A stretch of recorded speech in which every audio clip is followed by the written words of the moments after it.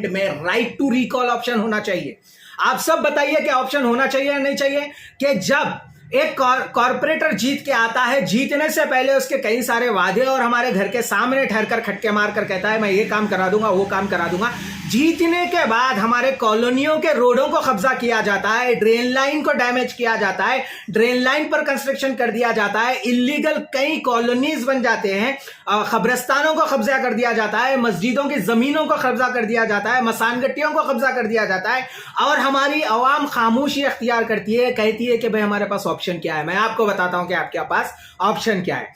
ऐसे चंद स्टेट है जहां पर इस तरीके का करप्शन होता है, तो वहां पर राइट टू रिकॉल यानी वोटर्स के पास एक पावर होता है कि आप जब चाहे सेलेक्टेड लीडर्स और इलेक्टेड लीडर्स को, क्रांतिकारियों को छुड़ाने के लिए हैदराबाद के ऐसे कई लोग हैं जिनको आप तुर्रेबाज खान के नाम से भी जानते हैं, जिनको आप तुर्रम खान के नाम से भी जानते हैं।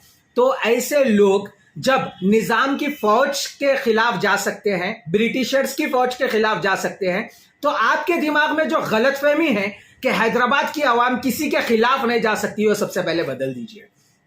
करप्ट लोगों के खिलाफ हैदराबाद की आवाम कभी भी जा सकती है। जो निजाम के फौज के खिलाफ लड़ सकती है, ब्रिटिशर्स के खिलाफ लड़ सकती है, तो आप जिनको सपोर्ट मानते हो तो वो किस खेत की मूली है। अगर हैदराबाद की आवाम जाग गई तो ये किसी के भी खिलाफ जा सकती है। मैं समझाना चाह रहा हूं।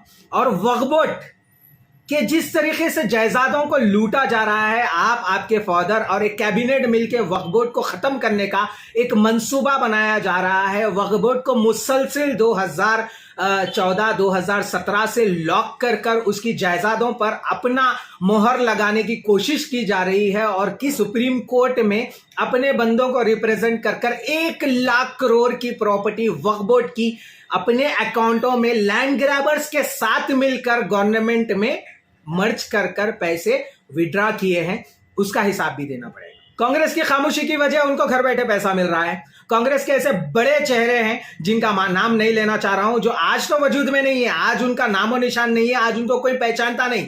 पर कांग्रेस को गवर्नमेंट से ये जो दिखाया जा रहा है कि भाई प्रोटेस्ट हो रहा है, हमने लड़ा है, हमने कर रहे हैं, हम कर रहे हैं, नहीं, आपका तो ताउन है। आपने ही तो तेलंगाना गवर्नमेंट को और दूसरे गवर्नमेंटों को सिखाया है कि किस तरीके से वक्फ बोर्डों की जायदादों को लूटा जाए, किस तरीके से वक्फ बोर्ड की मस्जिदों को तोड़ा जाए। पर अब ये नहीं हो सकेगा। 2014 से 2019 तक मिस्टर केटीआर साहब, आपके मैनिफेस्टो में से आपने एक भी वादा पूरा नहीं किया। 2014 के आपके झूठे वादे, 2019 के आपके झूठे वादे आज तक लोगों को बेरोजगार रखे हैं तेलंगाना में।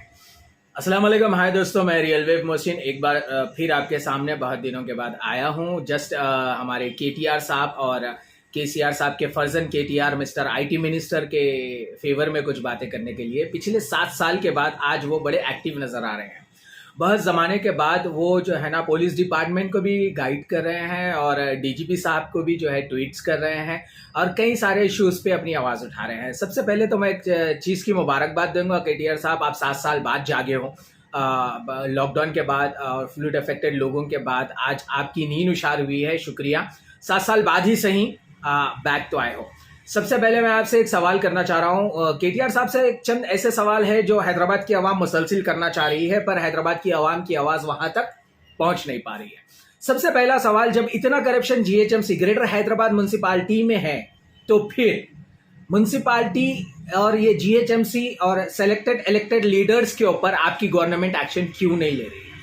इसमें कई वजूहत है। शायद हम जैसा सोचते हैं कि आप खुद जो है अंडरग्राउंड जीएचएमसी डिपार्टमेंट से हाथ मिलाए हुए हैं और गवर्नमेंट लैंड्स के कब्जे पर, ड्रेन लाइंस पे कब्जे पर और इलीगल प्लॉटिंग के ऊपर आपको कुछ प्रॉफिट है, या फिर नहीं तो आपकी कुछ मजबूरियां होंगी। और केटीआर साहब ने जिस तरीके से एक एक्ट किया है हैदराबाद सिटी पुलिस को, वो के अपनी तरफ से एक्शन लो और स्ट्रिक्ट एक्शन लो, ये सारी चीजों के ऊपर मैं कुछ कहना चाहूंगा। सर, अगर आप इतना ही एक्शन लेना चाह रहे हो, आप इतना ही सीरियस हो, तो आप पहले तो सेलेक्टेड और इलेक्टेड लीडर्स के ऊपर एक्शन लीजिए और एमएलए कॉर्पोरेटर को कभी भी कोई भी ऑफिसर सेलेक्ट करने का परमिशन ना दीजिए। गवर्नमेंट की तरफ से जो जेन्युइन ऑफिसर है, जो वाकई में नॉन स्ट्रेट फॉरवर्ड ऑफिसर है, उसको खुल के काम करने का मौका दीजिए, किसी के प्रेशर में नहीं, पॉलिटिकल प्रेशर में तो कभी नहीं।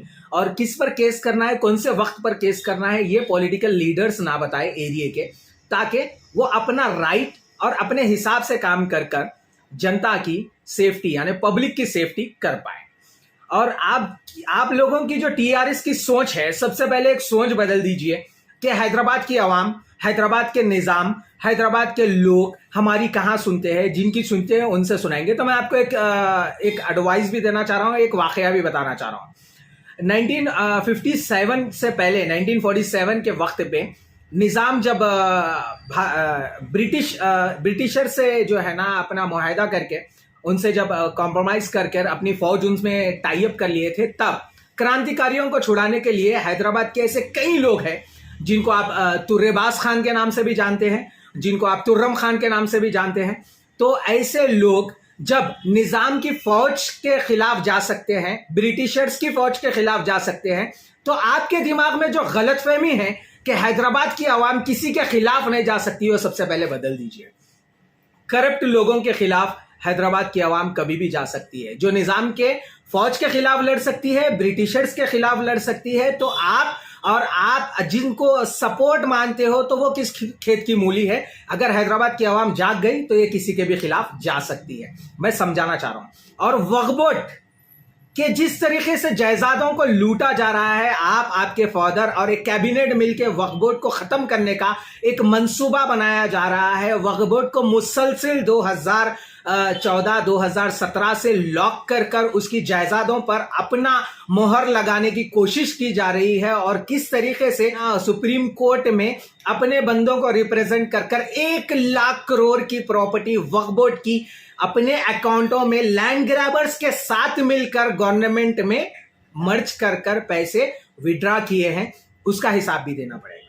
और जिस तरीके से लेक्स और जिस तरीके से का जो कार्रवाई चल रही है, जो लोग मर गए हैं, जिनके घर बह गए हैं, आपने अपनी आंखों से देखा है। आप ही के सरकार में जब सैलाब आया था, लोग पानी से मुतासिर होकर घरों के साथ बर्बाद हो गए, उनको आज तक इंसाफ नहीं मिला। इसकी वजह आपका अलायंस है, आपके लोग हैं, आपकी खामोशी है और अपोजिशन की खामोशी। एनी हाउ मेरे को पता है कि उनका भी इसमें बड़ा फायदा है।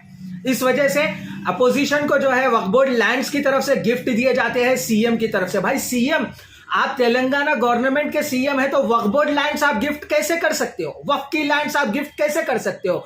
आप कैसे परमिशन दे सकते हो कि ग्रेवयार्ड्स को खत्म कर दे, मसान गट्टियों पर कॉलोनी बना ले, खबरस्तानों को तोड़कर आप जो है कुछ भी बना ले और नालों की जमीनों को कब्जा कर दे? और आप कैसे परमिशन दे सकते हो कि ड्रेन लाइन के ऊपर हमारे कॉर्पोरेटर इतने एजुकेटेड है कि वो कहते हैं कि ड्रेन लाइन पर भी कंस्ट्रक्शन हो सकता है? अब मैं आपके सामने कुछ ऐसे सच्चाई वाले बातें कर रहा हूं जो आपको सुनकर भी शौक होगा। और मेरी बातों से अगर सहमति है तो हाँ की पुकार मेरे साथ लगा देना, ताकि इंशाल्लाह मैं आगे लड़ सकूं। कांग्रेस की खामोशी की वजह उनको घर बैठे पैसा मिल रहा है। कांग्रेस के ऐसे बड़े चेहरे हैं जिनका नाम नहीं लेना चाह रहा हूं, जो आज तो वजूद में नहीं है, आज उनका नामो निशान नहीं है, आज उनको कोई पहचानता नहीं। पर कांग्रेस को गवर्नमेंट से ये जो दिखाया जा रहा है कि भाई प्रोटेस्ट हो रहा है, हमने लड़ा है, हमने कर रहे हैं, हम कर रहे हैं, नहीं, आपका तो ताउन है। आपने ही तो तेलंगाना गवर्नमेंट को और दूसरे गवर्नमेंटों को सिखाया है कि किस तरीके से वक्फ बोर्डों की जायदादों को लूटा जाए, किस तरीके से वक्फ बोर्ड की मस्जिदों को तोड़ा जाए। पर अब ये नहीं हो सकेगा, क्योंकि अब लोग जाग चुके हैं। पेट्रोल और डीजल के प्राइसेस आज कंटिन्यू हाइक हो रहे हैं। आज स्टेट गवर्नमेंट ये बोल रही है कि भाई हम लड़ रहे हैं, हम प्रोटेस्ट कर रहे हैं, हम करेंगे, हम 7 साल से जो है ना हमको ये हो रहा है, वो हो रहा है। अरे भाई, you are not a kid. आप हमेशा कंप्लेन क्यों कर रहे हो? आप डिसीजन मेकर, आपको जनता ने एक सीएम पोस्ट दिया है, आप क्या कैबिनेट है, आप डिसीजन मेकर हो। जब आप लोगों की जान के लिए, जान की सलामती के लिए लॉकडाउन डिक्लेयर कर सकते हैं, लोग मर सकते हैं, बर्बाद हो सकते हैं, तो पेट्रोल के ऊपर लॉकडाउन क्यों नहीं कर सकते हो? क्यों? क्योंकि आपको इसमें बहुत बड़ा फायदा है। आप अगर सेंट्रल गवर्नमेंट के खिलाफ लॉकडाउन डिक्लेयर करेंगे तो आवाम का तो फायदा होगा, पर आपका बहुत बड़ा नुकसान होगा, ये आपको पता है। 2014 से 2019 तक मिस्टर केटीआर साहब, आपके मैनिफेस्टो में से आपने एक भी वादा पूरा नहीं किया। 2014 के आपके झूठे वादे, 2019 के आपके झूठे वादे आज तक लोगों को बेरोजगार रखे हैं तेलंगाना में। और ऑपोजिशन, ऑप्शंस बहुत सारे दिए जा रहे हैं ऑपोजिशन के कई सारे लीडर्स के, वो जब चाहे अपना मुंह बंद कर ले या जब चाहे अपनी जबान खत्म कर ले और अपना पैसा ले ले और खामोश बैठ जाए। हैदराबाद की आवाम को कोई भी कितना भी बड़ा शो हो जाने दो, अब मुझे जैसे शख्स को एक बड़े शो में इनवाइट किया जाता है और अंदर से लेटर आता है कि भाई यहां पर हैदराबाद की आवाम को पूछने का परमिशन नहीं है, तो इसका मतलब क्या है?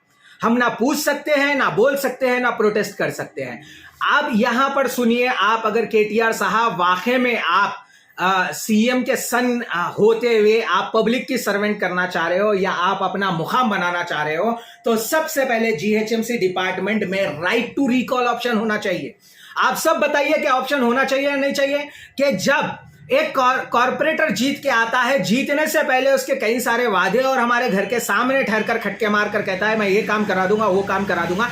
जीतने के बाद हमारे कॉलोनियों के रोडों को कब्जा किया जाता है, ड्रेन लाइन को डैमेज किया जाता है, ड्रेन लाइन पर कंस्ट्रक्शन कर दिया जाता है, इलीगल कई कॉलोनीज बन जाते हैं, कब्रिस्तानों को कब्जा कर दिया जाता है, मस्जिदों की जमीनों को कब्जा कर दिया जाता है, मसानगट्टियों को कब्जा कर दिया जाता है और हमारी आवाम खामोशी अख्तियार करती है, कहती है कि भाई हमारे पास ऑप्शन क्या है। मैं आपको बताता हूं कि आपके पास ऑप्शन क्या है। ऐसे चंद स्टेट है जहां पर इस तरीके का करप्शन होता है, तो वहां पर राइट टू रिकॉल यानी वोटर्स के पास एक पावर होता है कि आप जब चाहे सेलेक्टेड लीडर्स और इलेक्टेड लीडर्स को बदल सके। जिस दिन यह बदलाव आ जाएगा तेलंगाना में, तो ये लीडर्स जो करप्शन कर रहे हैं अपने घरे भर रहे हैं और करप्शन में मुब्तला लोगों की वजह से कई लोगों की जाने जा रहे हैं। बालापुर की साइड का देख लो आप, और कई ऐसे लोग जो सैलाब में बह गए, उनके घर बर्बाद हो गए, उनको आज तक कोई सहूलतें नहीं दी गई।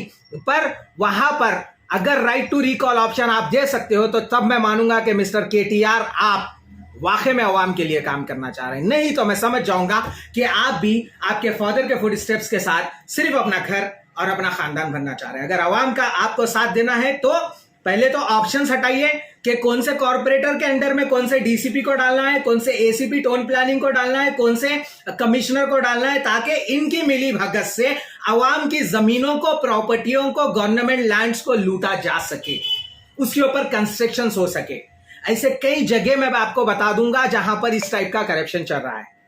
और फिल वक्त आप लोग सारे जाकर दिल्ली में बैठे हुए हैं, आप लोग बोल रहे हैं कि हम प्रोटेस्ट कर रहे हैं। अरे भाई, आपके पास पावर है, आप एक्शन इसलिए नहीं ले रहे हैं क्योंकि आपके कई ऐसे झोल है। तेलंगाना के वक्फ बोर्ड को खत्म करने का आपका जो प्लान है, आप जो लोगों के साथ मिलकर वक्फ बोर्ड के जायदादों को खा रहे हैं, वक्फ बोर्ड के ओहदों में भी राइट टू रिकॉल ऑप्शन होना चाहिए। जो करप्ट चेयरमैन हो, करप्ट आईएएस ऑफिसर हो, उन सारे लोगों को हटाने का आवाम को मौका मिलना चाहिए या नहीं मिलना चाहिए, मैं आपसे पूछता हूं मेरे भाइयों।